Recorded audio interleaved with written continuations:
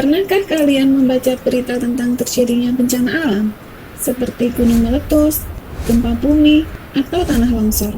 Bagaimana dengan sejarah Candi Borobudur atau asal-usul wayang kulit? Informasi yang kalian baca tersebut termasuk teks eksplanasi. Lalu, apa sih itu teks eksplanasi? Mari kita simak penjelasan berikut. Halo sahabat rumah belajar, kali ini kita akan belajar bahasa Indonesia, materi kelas 8 untuk sekolah menengah pertama, yaitu mengenai teks eksplanasi. Tujuan pembelajaran ini adalah 1. Menjelaskan pengertian teks eksplanasi. 2. Mengidentifikasi ciri-ciri teks eksplanasi. 3. Mengidentifikasi struktur teks eksplanasi. Dan yang keempat, mengidentifikasi kaidah kebahasaan teks eksplanasi. Pengertian teks eksplanasi. Teks eksplanasi adalah teks yang berisi tentang proses mengapa dan bagaimana suatu peristiwa alam, ilmu pengetahuan, sosial, budaya, dan juga lainnya bisa terjadi. Ciri-ciri teks eksplanasi. Teks eksplanasi mempunyai ciri-ciri yang sangat khusus. Ciri-cirinya diantaranya sebagai berikut. 1. Struktur terdiri dari identifikasi fenomena, penggambaran rangkaian kejadian, dan ulasan. Ada juga yang menyebutnya dengan pernyataan umum, urutan sebab akibat, dan interpretasi. 2.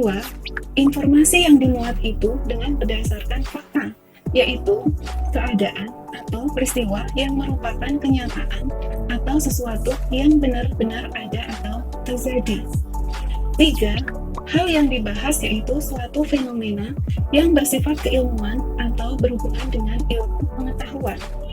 4. Sifatnya itu informatif, serta tidak berusaha untuk memengaruhi pembaca untuk bisa percaya terhadap hal yang dibahas. 5.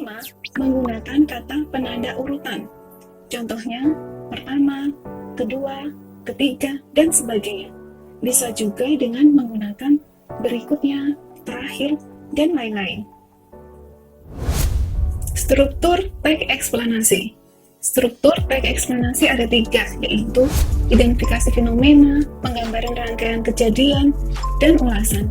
Ada juga yang menyebutnya dengan pernyataan umum, urutan sebab akibat, dan interpretasi.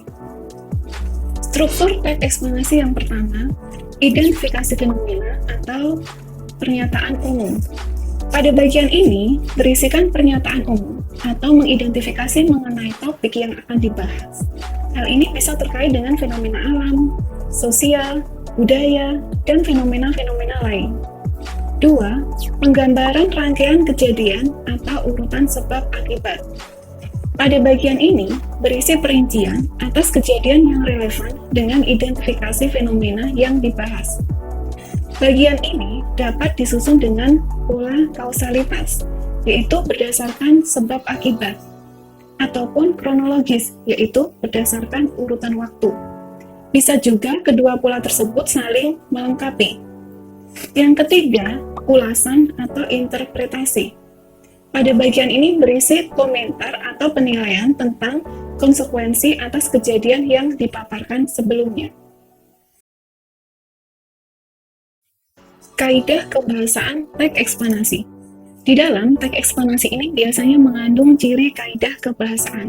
Di antaranya adalah 1. Fokus pada hal umum atau generik, bukan partisipan manusia.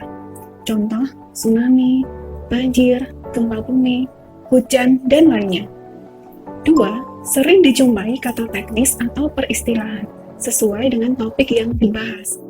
Misalnya, ketika membahas tentang gempa bumi, muncul kata teknis atau istilah vulkanik, tektonik, amplitudo, skala Richter, magnitudo, dan lain-lain. Yang ketiga, lebih banyak menggunakan verba material, serta juga verba relasional, atau kata kerja aktif. 4. Menggunakan konjungsi kausalitas atau hubungan sebab akibat.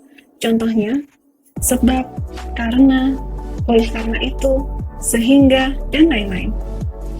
5. Menggunakan konjungsi kronologis. atau hubungan waktu. Contohnya, kemudian, setelah, sebelum, pada akhirnya, dan lain-lain. 6. Menggunakan kalimat pasif. 7. Eksplanasi itu ditulis untuk membuat justifikasi bahwa sesuatu yang diterangkan itu dengan secara kausal itu benar adanya. Nah, sekarang kalian sudah mengerti kan apa itu teks eksplanasi? Sekarang kalian bisa mencari contoh teks eksplanasi di surat kabar, majalah, atau di internet. Selamat belajar!